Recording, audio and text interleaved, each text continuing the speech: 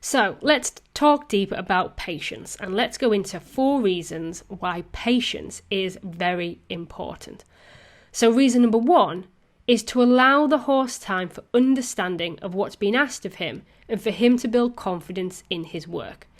Now, there's no point in rushing ahead and attempting more difficult work before the horse is secure and confident at each level.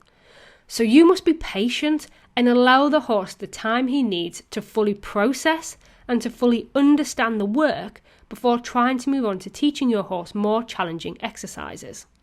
Now, although things such as collected canter, 10-metre circles or half passes, they might seem very simple to you, but they might not be for your horse. So don't be impatient if your horse is a little slow to catch on to what you want him to do, because just like people, some horses learn quicker than others do. So always take your time and allow the horse to get his head around what it is that you are asking of him.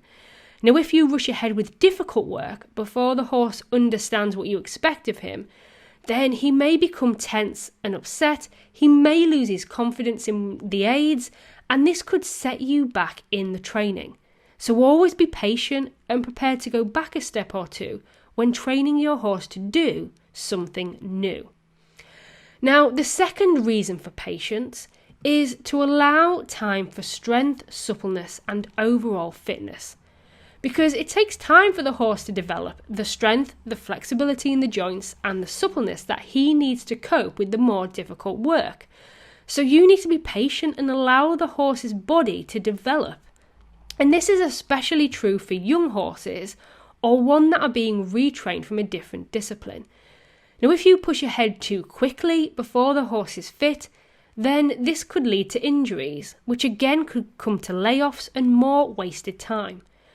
Now also, we're just talking about the horse here, but what about you as the rider? Because there's no point in having a strong, fit and supple horse if you are not fit enough to ride him effectively with an independent seat.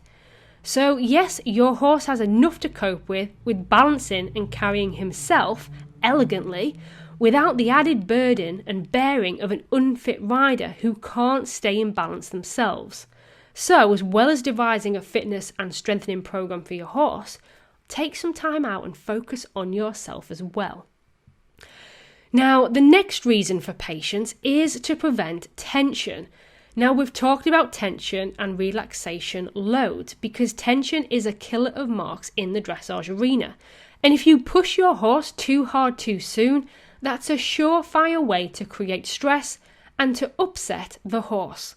And that's going to lead to a less than harmonious partnership, and the judge will mark you down on it, and the horse will be less happy in his work.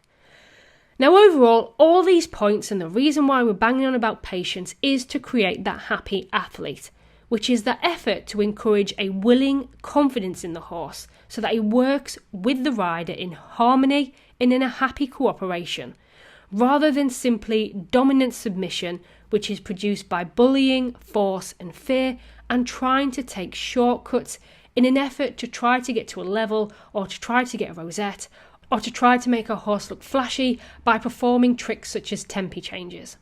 We don't want none of that. We want a happy, willing horse who is confident in his work, who has a good overall fitness with a decent amount of strength and suppleness, no aches, strains, tension or injuries which can come from a rider being impatient.